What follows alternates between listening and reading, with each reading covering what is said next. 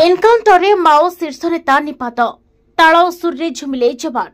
छत्तीसगढ़ बस्तर अंचल अंबुजमत जंगल में घटी एक बड़ एनकाउंटर रे सुरक्षा बल 27 जन माओवादी को निपात कर मृतकों मध्य माओ संगठन महासचिव नवला केशव राव ओरफ बास्तवराज जहाँ माओ आंदोलन पर एक शीर्ष नेतृत्व थे।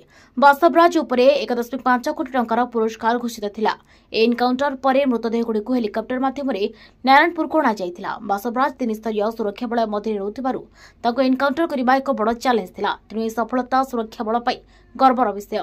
ए सफलता पर जवान मैंने आनंद उल्लास नाच गीत झुमी जाते। ए दृश्य देखि स्पष्ट हुए जे सेमाने किपरि बड़ सफलता को अनुभव करिसेंती। ऑपरेशन कगार अधीन घटिथिबा एही एनकाउंटर को माओवादी विरोध में सबुठ बड़ अभियान बोली मना जाउछि। जवान मानक भितरे सफलता पर मनोबल वृद्धि पाइछि। सेमानक कहबा अनुसार माओवादी गतिविधि में यह एक बड़ झटका देछि।